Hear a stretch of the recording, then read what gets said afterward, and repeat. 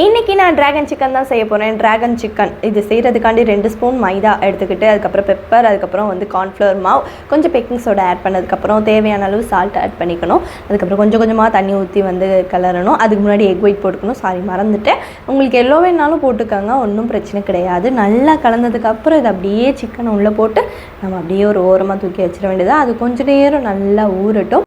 அப்படியே கொஞ்சம் நேரம் ஊறினதுக்கப்புறம் அதை எடுத்து அலேக்கா நம்ம எண்ணெயில் போட்டு தனித்தனியாக போட்டு பொரித்து எடுத்துக்கலாம். ஆனால் நான் என்ன தான் தனித்தனியாக போட்டால் அது ஒன்றா சேர்ந்துருச்சு. ஆனால் இதுக்கு எதுக்கு ட்ராகன் சிக்கன் பேர் வந்துச்சுன்னு எனக்கு தெரியல. உங்களுக்கு தெரிஞ்ச கமெண்டில் சொல்லுங்கள்.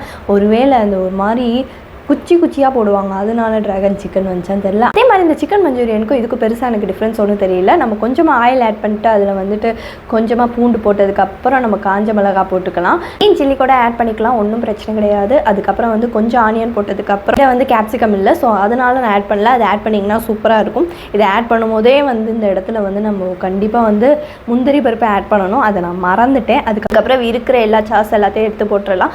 நான் ரெட் சில்லி சாஸ் என்கிட்ட இல்லை, ஸோ அதனால் நான் க்ரீன் சில்லி போட்டுக்கிட்டேன். அதுக்கப்புறம் தேவையான அளவு லைட்டாக உப்பு போட்டுக்கலாம். ஏன்னா ஆல்ரெடி நம்ம சிக்கனில் உப்பு போட்டிருக்கனால இதில் கம்மியாக போட்டுக்கலாம். எடுத்து உப்பு போட்டதுக்கப்புறம் அடுத்து நம்ம சிக்கனை ரெடி பண்ணதை வச்சு போட்டு நல்லா கிண்டுனா அப்படியே ரெட் கலரில் மாறிடும். அதுக்கப்புறம் கொஞ்சமாக நமக்கு தேவையானதெல்லாம் போட்டு இறக்கி சாப்பிட்டா செம்மையாக இருக்கும்னு சொல்லியிருந்தாங்க என் ஹஸ்பண்ட்.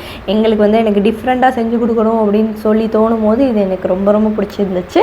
நீங்களும் கண்டிப்பாக ட்ரை பண்ணி பாருங்கள். குழந்தைங்களாம் சூப்பராக விரும்பி சாப்பிடுவாங்க. ஓகே, டாடா.